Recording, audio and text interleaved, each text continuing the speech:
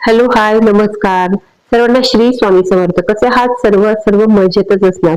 तर आज आपण सूर्याला अर्घ्य अर्पण का करावे, त्याच्या मागचं वैज्ञानिक आणि आपलं पारंपरिक काय कारण आहे, काय का अर्पण करावं सूर्याला अर्घ्य, त्या विषयावर बघणार आहोत.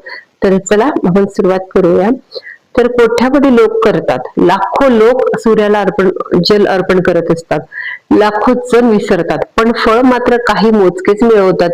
रोज सकाळी तुम्ही पाहिले असेल, कोणी गच्चीवर उभे आहे, तांब्याच्या कलशातून पाण्याची धार पडत आहे, डोळे मिटलेले आहेत आणि ओठांवर सूर्य आहे नमः असा जप आहे. शेजारच्या काकू बादलीनेच पाणी ओतत आहेत, तर कोणी ऑफिसला जाता जाता पाण्याच्या बाटलीनेच शिंतोडे उडबवतोय.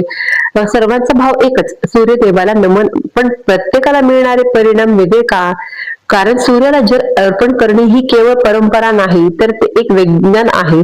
आपल्या ऋषी मुनींनी याला केवळ पूजा मानले नाही, तर ऊर्जा व्यवस्थापन म्हटले आहे. योग्य वेळ, योग्य दिशा, योग्य धातू आणि योग्य भाव या 4 गोष्टी जुळून आल्या की तो एक तांब्या पाणी तुमची झोप, मन, कार्य आणि नशीब या 4ही गोष्टी बदलून टाकतं. या व्हिडिओमध्ये आपण ही संपूर्ण विधी, कथा आणि नियम समजून घेणार आहोत. चला मग, सूर्यच का? कोट्यावधी लोक नतमस्तक का होतात? वेद म्हणतात, सूर्य आत्मा जगत्स्तुतस्तुष्यश्च. सूर्य हा जगाचा आणि सर्व सजीवांचा आत्मा आहे. सूर्य म्हणजे केवळ आगीचा गोळा नाही, तर तो या सृष्टीचा प्राण आहे. ऋग्वेदाच्या पहिल्या सूक्तामध्ये अग्नीनंतर सूर्याची स्तुती आहे. अथर्ववेद म्हणतो, जो सकाळी सूर्याचे दर्शन घेतो त्याचे अर्धे आजार नष्ट होतात. महाभारतात कर्ण तासनतास सूर्य उपासना करायचा, म्हणूनच त्याला अजय कवच मिळाले. रामायणात प्रभू श्रीरामांना अगस्त्य ऋषींनी रावण वधापूर्वी आदित्य हृदय स्तोत्र शिकवले होते. आधुनिक विज्ञानही आता मान्य करते की सकाळच्या पहिल्या कोवळ्या उन्हात UVB मुळे व्हिटॅमिन बी मिळते. निळ्या प्रकाशामुळे मेलाटोनिन कमी होऊन सेरोटोनिन वाढते, म्हणजेच मन प्रसन्न, हाडे मजबूत आणि झोप शांत लागते. आपल्या पूर्वजांनी याला धर्माशी जोडले, जेणेकरून सुशिक्षित असो वा अशिक्षित प्रत्येकाने रोज हे औषध घ्यावे. पाणीच का अर्पण करतात? पाण्यात काय आहे? सूर्याला पाणी वाहण्याला अर्घ्य म्हणतात. अर्घ्य म्हणजे मौल्यवान भेट. जेव्हा तुम्ही तांब्याच्या कलशातून पाण्याची बारीक धार सूर्याच्या दिशेने सोडता, तेव्हा पाण्याचे थेंब प्रिझम लोलक बनतात. त्यातून 7 तरंग विखुरले जातात आणि ते थेट तुमच्या डोळ्यावर, त्वचेवर आणि मेंदूवर पडतात. याला क्रोमोथेरपी म्हणतात. तसेच त्या धारेतून सूर्याकडे पाहिल्याने डोळ्यांच्या भावल्यांचे अंकुचन प्रसरण होते. हे एक प्रकारचे त्राटक आहे. एकाग्रतेचा प्राचीन योग तांबे पाण्यात सूक्ष्म आयन सोडते, जे शरीराला जीवाणू मरण्यास आणि कॉपर बॅलन्स राखण्यास मदत करतात. म्हणून लोटा नेहमी तांब्याचाच असावा, स्टील किंवा प्लास्टिक नको. योग्य वेळ, घड्याळ नाही, आकाश पहा. सर्वात मोठी चूक वेळेची होते. लोक 8 आणि 9 वाजता आरामात अंघोळ करून पाणी चढवतात, तोपर्यंत सूर्याचे तेज प्रखर झालेले असते. शास्त्र सांगते, सूर्योदयाच्या 1 तासाच्या आत जेव्हा सूर्य लाल नारंगी असतो किंवा किरणे कोमल असतात, तेव्हाच अर्घ्य द्यावे. याला प्रातसंध्या म्हणतात. ब्रह्ममुहूर्तावर 4 ते 6 दरम्यान उठणे उत्तम, पण अर्घ्य सूर्य उगवताच द्यावे. हिवाळ्यात साधारण 6:45 आणि उन्हाळ्यात 5:20 हीच अमृत बेला आहे. तयारी: 3 शुद्धी, तन शुद्धी, स्नान करावे. शक्य नसल्यास हातपाय तोंड धुवावे, ओले कपडे घालून नये. दुसरं, पात्र शुद्धी: तांब्याचा लोटा रात्रभर पाण्याने भरून ठेवावा.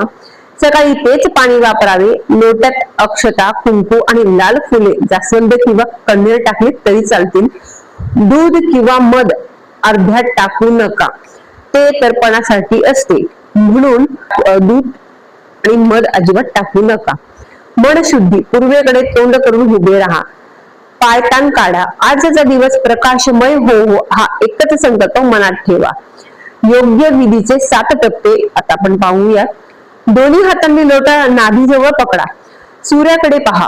हळूहळू लोटा डोक्याच्या वर उचला. पाण्याची धार इतकी पातळ ठेवा की ती फुटणार नाही. एक सलग रेघ बनेल त्या धारेच्या मधून सूर्याकडे पहा. 5 ते 7 सेकंद अटक करा. या काळात मंत्र म्हणा. सर्वात सोपा मंत्र ओम गृणी सूर्याय नमः 11 वेळा किंवा एकदा गायत्री मंत्र. पाणी पायावर पडू देऊ नका. ते एखाद्या झाडात किंवा तुळशीत पडेल असे पहा. उरलेले पाणी डोळ्यांना आणि कपाळाला लावा. स्वतःभोवती 3दा प्रदक्षिणा घाला आणि दोन्ही तळवे घासून डोळ्यावर ठेवा. हे सर्व करायला फक्त 2 मिनिटांपेक्षा जास्त वेळ लागत नाही. 6वा महत्वाचे नियम असे आहेत. दिशा नेहमी ही पूर्व किंवा उगवत्या सूर्यालाच अर्धे द्यावे.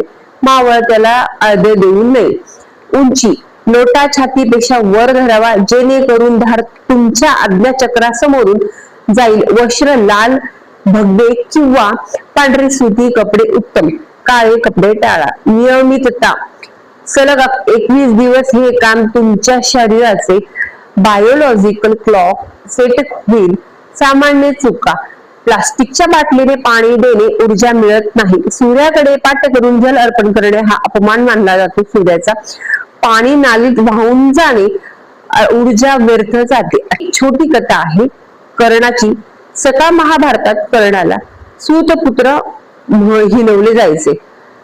तो रोज ब्रह्ममुहूर्तावर उठून गंगेकाठी जायचा. तांब्याच्या कलशातून सूर्याला अर्घ्य द्यायचा आणि तासभर जप करायचा.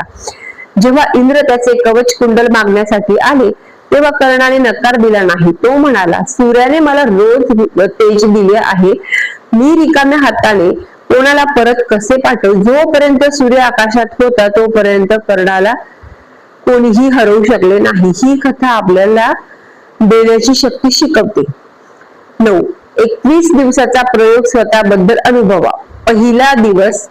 पहिले 3 दिवस लवकर जाग येईल, आळस कमी होईल.